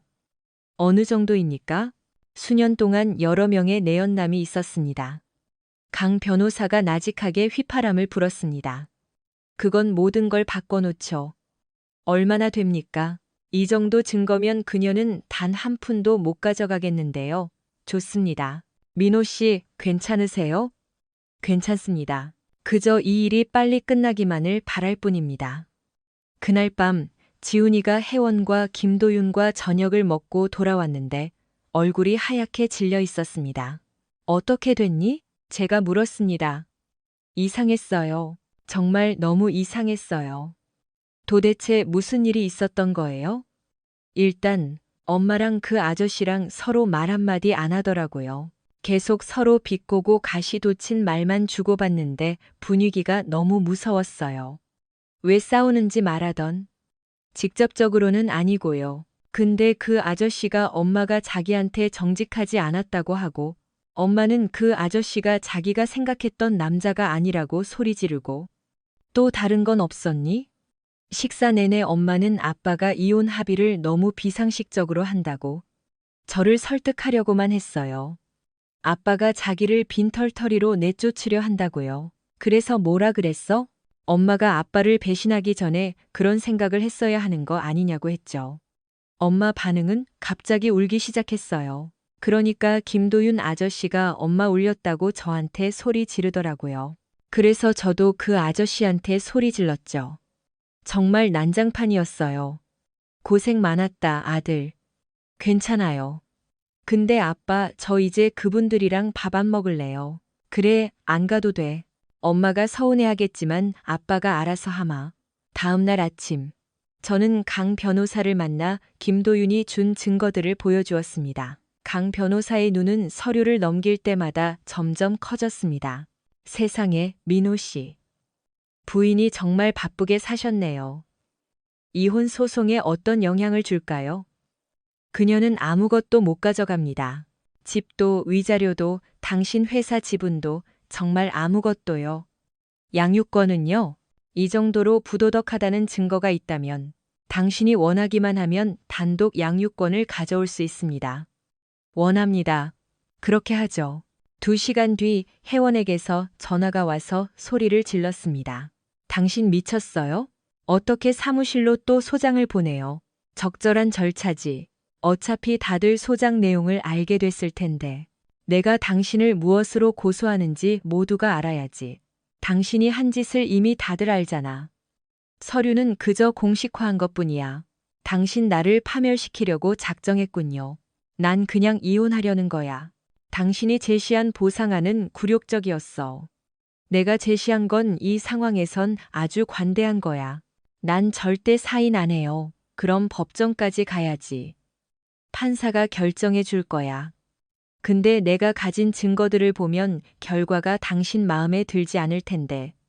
증거? 무슨 증거? 전부 다, 혜원아. 하나도 빠짐없이 수화기 너머로 정적이 흘렀습니다. 당신이 뭘 가지고 있는지 모르겠지만 나한테는 이메일, 문자, 카드 명세서, 호텔 영수증, 그리고 목격자 진술서까지 다 있어. 지난 수년간 당신이 저지른 수많은 외도의 증거들이지. 당신이 우리 공동 재산을 외도 비용으로 탕진했다는 증거도 있고, 당신의 행동이 자신에게 어떤 영향을 줬는지 증언해 줄 16살 아들도 있어. 지훈이를 나한테 대항하게 쓰지는 마세요. 내가 그럴 필요 없어. 지훈이가 스스로 증언하겠다고 했으니까. 다시 긴 침묵이 이어졌습니다. 김도윤이 준 거죠? 그렇지. 출처가 어디든 그게 중요해? 그 나쁜 자식. 나를 배신할 줄 알았어. 당신도 사람 믿을 때 좀 조심했어야지. 아직 끝난 거 아니에요, 박민호 씨. 아니, 이미 끝났어. 이번엔 내가 정말 진지하게 말하는 거야. 3일 뒤, 혜원은 이혼 서류에 서명했습니다. 그녀는 자신의 차와 옷, 개인 소지품만 챙겨 나갔습니다. 다른 모든 것은 저에게 남았습니다. 18년의 결혼 생활은 그렇게 공식적으로 마침표를 찍었습니다. 지훈이와 저는 피자를 시켜 먹으며 영화를 봤습니다. 집안에는 우리 둘뿐이었고 수개월 동안 우리 삶을 짓눌렀던 거짓말과 소동에서 드디어 해방되었습니다. 기분이 어때요? 영화가 끝난 후 지훈이가 물었습니다. 자유롭다, 제가 대답했습니다. 너는 어떠니? 저도요. 혹시 후회하는 거 있으세요? 딱 하나 있어. 뭔데요? 내 엄마가 무슨 짓을 하는지 좀 더 일찍 알았더라면 좋았을걸. 그랬다면 내가 고통받는 시간을 줄여줄 수 있었을 텐데. 아빠 탓이 아니에요. 그래, 그건 내 엄마와 나 사이의 문제였지. 하지만 내가 일찍 알았더라도 결과는 같았을 거야. 결국 결과는 똑같았겠죠. 엄마는 선택을 했고 이제 그 결과를 감당하며 사는 거고요. 엄마가 후회할까요? 걸린 걸 후회하겠지. 하지만 그건 반성과는 다른 거야. 그렇겠죠. 우리는 잠시 편안한 침묵 속에 앉아 한 시대가 끝났음을 실감했습니다. 아빠. 응. 아빠가 자랑스러워요. 왜? 엄마가 그냥 넘어가게 두지 않으셨잖아요. 자신을 지켰고 우리를 지켰으니까요. 난 특별한 걸 한 게 아니야, 지훈아. 그냥 해야 할 일을 했을 뿐이지. 그게 바로 특별한 거예요. 6개월 후 혜원이 다른 도시로 이사해서 다른 직장을 구했다는 소식을 전해 들었습니다. 김도윤도 그 추잡한 결별의 여파를 피하기 위해 서울을 떠났다고 하더군요. 그들이 어디서 뭘 하든 더 이상 제 알 바가 아닙니다. 그들은 이제 제 인생의 문제가 아니니까요. 지훈이와 저는 잘 지내고 있습니다. 아니, 잘 지내는 것 이상으로 행복합니다. 깨진 결혼 생활의 긴장감과 소동이 사라진 우리 집은 그 어느 때보다 평온합니다. 저는 최근 다시 데이트를 시작했습니다. 대단한 건 아니고 건설업계 세미나에서 알게 된 좋은 여성분과 저녁을 먹고 영화를 보는 정도죠. 지훈이도 그녀를 꽤 마음에 들어 하는데 그게 저에겐 가장 중요합니다. 인생이 완벽하진 않지만 지금은 진실합니다.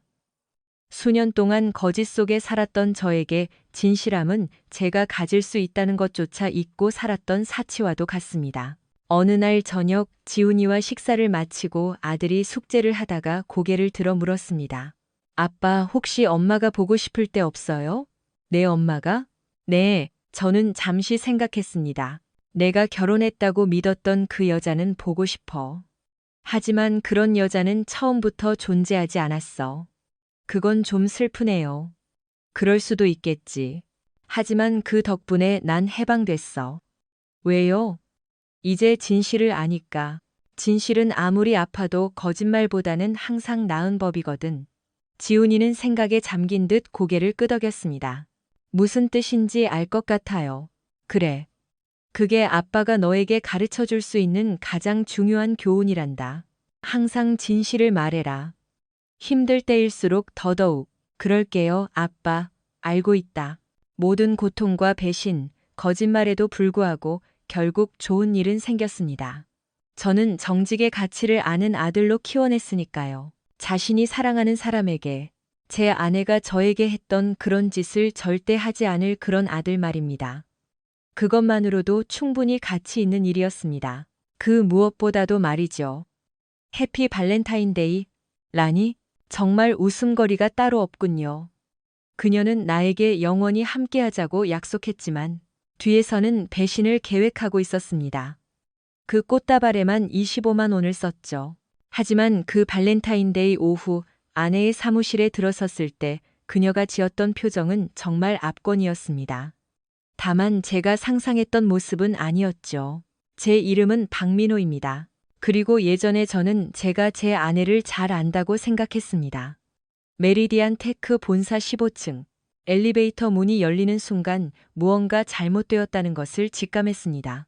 방 안에 들어섰을 때 모두가 일제히 침묵하는 그 기분 아시나요? 네, 바로 그런 일이 벌어졌습니다. 다만 아무도 어색해하지 않았죠. 저는 아침 내내 이 깜짝 이벤트를 계획했습니다. 파리행 비행기 티켓 2장은 코트 주머니에 숨겨져 있었고 오늘 밤을 위해 라미띠에를 예약했죠. 그리고 혜원이 항상 좋아한다고 했던 그 멍청한 빨간 장미꽃들도요. 18년의 결혼 생활 끝에 저는 그녀를 잘 안다고 생각했습니다. 제가 완전히 틀렸던 거죠. 최다인, 그녀는 혜원의 동료 중 한 명인데 제 이름을 거의 비명처럼 불렀습니다. 그녀의 얼굴은 상한 우유처럼 하얗게 질려 있었습니다. 민호 씨, 여기 웬일이세요? 발렌타인데이라 아내를 깜짝 놀라게 해주려고 왔습니다. 저는 꽃다발을 들어 보이며 말했습니다. 그녀는 사무실에 있나요? 고무줄이 끊어지기 직전 같은 침묵이 흘렀습니다. 20대로 보이는 얼굴들이 저를 동정 섞인 눈으로 혹은 숨기기 힘든 흥미로운 표정으로 쳐다보고 있었습니다. 사무실의 소문. 제조기이자 혜원에게 아부하던 정상우가 슬그머니 뒤로 물러나더군요. 민호 씨, 다인 씨가 다시 낮게 말했습니다. 그냥 나가시는 게 좋을 것 같아요. 저기 있네. 김도윤 대표의 목소리가 사무실에 울려 퍼졌습니다. CEO인 그가 마치 우리가 오래된 친구라도 되는 양팔을 벌리며 저에게 걸어왔습니다. 실제론 3번 정도 본 게 전부인데 말이죠. 그는 항상 거울 앞에서 악수 연습이나 하는 사람 같았습니다. 도윤 씨. 저는 당황하며 고개를 끄덕였습니다. 혜원이가 여기 있나요? 깜짝 놀라게 해주고 싶어서요. 오, 그녀는 정말 깜짝 놀랄 겁니다. 도윤의 목소리에 긴장감이 느껴졌습니다. 그는 웃고 있었지만 그건 상어가 물기 직전의 미소 같았습니다. 그때 그녀를 보았습니다. 혜원이 회의실에서 나왔고 그녀는 정말 눈부셨습니다. 검은 머리는 완벽하게 세팅되어 있었고 지난 크리스마스에 제가 선물한 파란 드레스를 입고 있었습니다. 하지만 저를 놀라게 한 건 그녀의 외모가 아니었습니다. 그녀의 왼손에 끼워진 거대한 다이아몬드 반지였습니다. 그건 18년 전 제가 준 소박한 반지가 아니었습니다. 축하해요. 누군가 사무실 저편에서 외쳤습니다. 결혼은 언제예요? 또 다른 목소리가 들렸습니다. 혜원의 눈이 저와 마주쳤고 그녀의 얼굴에는 2초 동안 충격, 죄책감, 도전, 그리고 해방감 같은 67가지 감정이 스쳐 지나갔습니다. 김도윤이 그녀에게 다가갔고 모두가 보는 앞에서 그녀에게 진한 키스를 했습니다. 사무실 치고는 너무 긴 시간이었죠. 키스가 끝난 후에도 그는 그녀의 허리를 감싸고 있었습니다. 여러분, 김도윤이 선포했습니다. 혜원 씨가 제 아내가 되어주기로 했습니다. 저는 세상에서 가장 행복한 남자입니다. 박수 소리가 시작되더니 이내 커졌습니다. 누군가 샴페인을 터뜨렸고 최다인은 정말 기뻐서 울기 시작했습니다. 저는 25만 원짜리 꽃다발을 든 채 멍하니 서 있었습니다. 민호 씨, 혜원의 목소리는 아주 작았지만 들렸습니다. 그녀는 도윤을 떠나 저에게 걸어왔습니다. 매끄러운 바닥에 구두굽 소리가 울렸습니다. 축하해. 제 목소리는 놀랍도록 침착했습니다. 그 대단한 날이 언제야, 혜원아? 설명할 수 있어. 그래? 저는 반지를 다시 보았습니다. 정말 컸습니다. 제 트럭보다 비쌀게 뻔해 보였습니다. 김도윤이 그녀 옆에 나타나 비열하게 웃었습니다. 민호 씨 맞죠? 얘기 많이 들었습니다. 그래요? 저는 꽃다발을 왼손으로 옮기고 오른손을 내밀었습니다. 도윤은 제 손을 아주 꽉 그리고 오래 잡았습니다. 이상하네. 그녀는 당신 얘기를 한 번도 안 했거든요. 혜원의 얼굴이 하얗게 질렸습니다. 민호 씨, 제발. 여기서 이러지 마요. 왜 안 돼? 지금 다들 구경하고 있잖아. 내가 제일 마지막으로 알게 된 모양인데 그런 게 아니에요. 혜원이 말했지만 확신이 없었습니다. 그럼 뭔데? 내 아내가 아직 내 아내인 상태에서 딴 놈이랑 약혼한 거잖아. 상황 파악을 못한 건지. 정상우는 이 상황을 다 찍어서 SNS에 올릴 준비를 하더군요. 다인 씨는 여전히 울고 있었는데 이젠 부끄러움의 눈물 같았습니다. 샴페인이 멈췄습니다. 도윤이 혜원 앞을 막아서며 저를 노려봤습니다. 민호 씨, 상황이 좀 껄끄럽게 됐네요. 껄끄럽다고? 저는 헛웃음이 나왔습니다. 내 아내가 사무실 파티에서 사장한테 청혼하고 내가 꽃다발 들고 서 있는 게 껄끄러운 거야? 아니, 도윤 씨, 화장실 잘못 들어간 게 껄끄러운 거지. 이건 전혀 다른 문제야. 우리 얘기 좀 해요. 혜원이 말했습니다. 단둘이서? 그럴 필요가 있을까? 저는 그녀를 뚫어지게 봤습니다. 내가 믿었던 사람, 내 아들의 엄마. 혜원아, 내 할 말은 다 들은 것 같아. 저는 꽃다발을 책상 위에 던지듯 내려놓았습니다. 하얀 책상 위에 빨간 장미는 정말 우스꽝스러웠습니다. 즐거운 시간 보내 저는 엘리베이터로 향했습니다. 문이 바로 열리더군요. 뒤를 돌아보니 사무실 사람들이 다 저만 보고 있었습니다. 혜원의 눈에는 눈물이 고였고 김도윤은 제가 온 뒤 처음으로 당황한 기색이었습니다. 다들 행복하세요. 문이 닫혔습니다. 내려가는 엘리베이터 안에서 휴대폰을 확인하니 아들 지훈이에게서 부재중 전화가 18통이나 와 있었습니다. 아침부터 엄마 사무실 가는 게 정말 맞냐고 묻더니 녀석이 저보다 낫네요. 로비를 지나며 아들에게 전화했습니다. 아빠, 지훈이의 목소리는 떨리고 있었습니다. 괜찮아요? 계속 전화했어요. 괜찮아, 아들. 방금 나오는 길이야. 어떻게 됐어요? 저는 유리문을 밀고 차가운 공기 속으로 나갔습니다. 하늘은 회색이었고 길은 진흙탕이었습니다. 제 인생 최악의 날에 딱 맞는 날씨였죠. 엄마가 결혼한단다. 뭐라고요? 엄마는 아빠랑 결혼했잖아요. 그래, 차 키를 꺼내며 말했습니다. 아빠도 그렇게 생각했어. 저는 트럭에 타서 시동을 걸었습니다. 휴대폰은 문자랑 알림으로 계속 진동했습니다. 소문은 참 빠르더군요.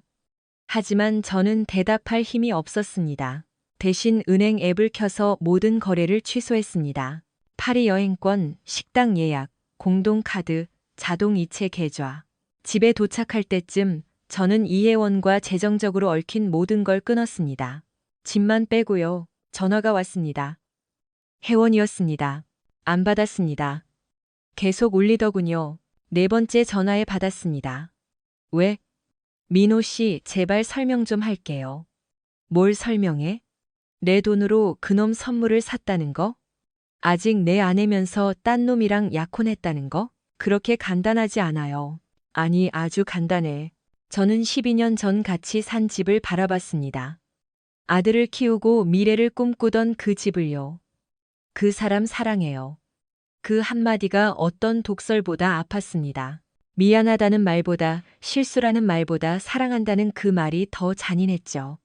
얼마나 됐어? 제가 물었습니다. 6개월요. 6개월. 제가 가족을 위해 일주일에 60시간씩 일하는 동안 제 아내는 다른 남자와 살고 있었던 겁니다. 월요일에 이혼 서류 보낼게. 민호 씨, 잠깐만요. 저는 끊어버렸습니다. 지훈이 자전거가 보였습니다. 아빠랑 연락이 안 되니까 수업 빼먹고 온 모양입니다. 착한 녀석. 발렌타인데이에 가정이 깨지는 걸 봐야 하다니. 지훈이는 부엌에서 숙제하는 척을 하고 있었습니다. 하지만 어깨가 떨리고 연필을 꽉 쥔 게 보였습니다. 아빠 왔어요. 아들이 저를 쳐다보지도 못하고 인사했습니다. 저는 그 앞에 앉았습니다. 지금 당장 얘기하자. 아들의 눈에는 저를 향한 믿음이 가득했습니다. 오늘 이후로 그 눈빛이 바뀔까 겁이 났습니다. 엄마가 정말 다른 사람이랑 결혼해요? 그런 것 같아. 이혼하시는 거예요? 그래. 지훈이는 다 알고 있었다는 듯 고개를 끄덕였습니다. 아빠 괜찮아요? 제가 괜찮냐고요? 18년 산 아내가 나를 개망신 줬는데. 근데 지훈이를 보니까 놀랍게도 화는 났지만 무너지지는 않았습니다. 난 괜찮을 거야. 우리 둘 다. 진심으로 그렇게 말했습니다. 휴대폰은 계속 울렸습니다. 부재중 전화 47통, 문자 32통. 진동이 멈추질 않았습니다. 지훈이는 공부하는 척했지만 아빠가 벽이라도 칠까봐 눈치를 봤죠. 하지만 전 그러지 않았습니다. 대신 저는 18년의 공동재산 내역을 아주 냉정하게 분석하기 시작했습니다. 아빠, 뭐 하시는 거예요? 지훈이가 물었습니다. 네 엄마가 우리 돈으로 그 아저씨 선물을 샀다는 걸 알고 있었니? 아주 비싼 것들이더구나. 저는 화면을 보여줬습니다. 카드 명세서에는 지난 3개월간 보석상, 고급 식당, 리조트 기록이 가득했습니다. 생활비를 줄이자던 아내의 말은 거짓말이었죠. 지훈이의 턱이 떨렸습니다. 엄마가 아빠 돈으로 그런 거예요? 우리 돈이지. 하지만 이젠 끝이야. 계좌 다 옮겼고 비밀번호도 바꿨어. 보험 수혜자 명단에서도 내 엄마 이름은 지웠어. 클릭 몇 번으로 한 사람을 인생에서 지우는 게 참 쉽더군요. 그때 은행에서 전화가 왔습니다. 박민호 씨? 갑자기 거액을 이체하고 계좌를 닫으셔서 연락드렸습니다. 이상 거래로 포착되었습니다. 이상 거래가 아니라 이혼입니다. 정적이 흐르더군요. 아, 알겠습니다. 더 도와드릴 게 있을까요? 아파트 담보대출에서 한 명의 이름을 빼는 법을 알려주세요. 담당 부서로 연결되는 동안 지훈이가 옆에 앉았습니다. 아빠, 드릴 말씀이 있어요. 말해봐. 저 사실 엄마랑 그 아저씨 알고 있었어요. 2달 전쯤 쇼핑몰에서 봤거든요. 손잡고 밥 먹는 거. 지훈이 얼굴이 빨개졌습니다. 그냥 아는 사람이라고 생각하려고 했는데 눈빛이 좀 그랬어요. 왜 말 안 했어?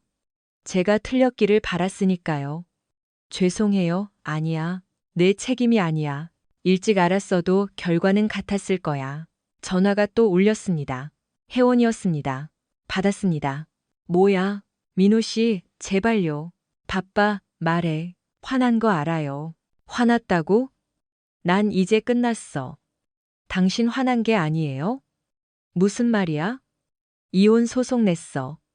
카드 다 정지했고 계좌에서도 당신 이름 뺐어. 이제 딴 데 가서 살아. 혜원이 소리쳤습니다. 당신이 나를 쫓아낼 순 없어요. 여긴 내 집이야. 결혼 전에 내 이름으로 샀고 대출도 내가 갚았어. 하지만 나도 권리가 있어요. 당신이 나를 배신했을 때 그 권리도 버린 거야. 법원은 그렇게 생각 안 할걸요? 아니, 법원도 유책 배우자에게는 엄격해. 변호사랑 얘기 끝냈어. 혜원은 충격받은 눈치였습니다. 나를 길거리로 내쫓겠다고요? 당신이 선택한 거야. 김도윤 집 있잖아. 거기로 가. 당신 정말 너무해요. 그놈이랑 바람 피울 땐 안 너무했나 보네? 난 아직 당신 사랑해요. 그 말에 저는 아무 감정도 안 들었습니다. 18년 살았는데 이젠 눈물 한 방울 안 나오더군요. 어디로 가야 하죠? 그건 내 알바 아니야. 짐이나 챙겨. 혜원이 울었지만 전 달래주지 않았습니다. 예전 같으면 바로 안아줬을 텐데 말이죠. 우리 상담이라도 받아요. 실수가 아니라 몇 달간 계획된 배신이야. 상담으로 안 돼. 난 도윤 씨도 사랑하지만 당신도 사랑해요. 동시에 두 사람을 사랑할 순 있어도 결혼은 한 명이랑만 하는 거야. 당신은 이미 선택했어. 혜원은 핑계를 댔지만 저는 듣지 않았습니다. 아빠가 예민해진 거 아니야? 지난 5년간 네가 한 말 중에 진짜가 있는지 의심스러워. 저는 끊고 강민구 변호사에게 전화했습니다. 소송 시작합시다. 부인이 사람들 앞에서 약혼까지 했거든요. 네, 그거 아주 유리하겠는데요. 6개월이면 끝날 겁니다. 지훈이가 저를 보며 말했습니다. 정말 엄마 내보낼 거예요? 내 집이니까. 네 엄마가 우리 가족을 깼으니 책임져야지. 전요? 전 어디서 살아요? 그 말에 정신이 번쩍 들었습니다. 양육권 전쟁이 시작되겠죠. 넌 내가 살고 싶은 곳에서 살아. 넌 16살이야. 아빠는 너랑 같이 있고 싶어. 지훈이는 고개를 저었습니다. 그 아저씨랑은 안 살아요. 아빠 혼자 두지도 않고요. 그때 김도윤한테 문자가 왔습니다. 김도윤입니다. 얘기 좀 하죠. 지훈이가 문자를 보고 화를 냈습니다. 저는 그럴 필요 없습니다. 라고 보냈죠. 당신이 모르는 게 많아요. 혜원 씨가 얼마나 불행했는지 아십니까? 저는 이를 악물었습니다. 그럼 이혼을 하지 그랬어? 당신이 일만 하고 무관심했잖아요. 지훈이가 그 문자를 보고 다 거짓말이에요 라고 소리쳤습니다. 당신 협박하는 거야? 아니, 진실을 말하는 거지. 내일 7시 강남 그릴에서 봅시다. 저는 한참을 고민하다가 알았다고 보냈습니다. 지훈이가 같이 가고 싶어 했지만 말렸습니다.